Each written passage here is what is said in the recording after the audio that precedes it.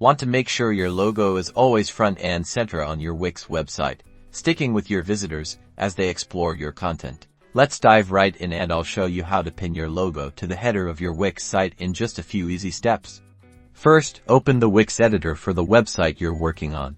Locate your logo. Within the header, it's usually an image element or a vector art piece. Click on your logo to select it. Once selected, a toolbar will pop up. Look for the icon that looks like a pin, sometimes labeled as pin to screen or fixed position. Click this icon.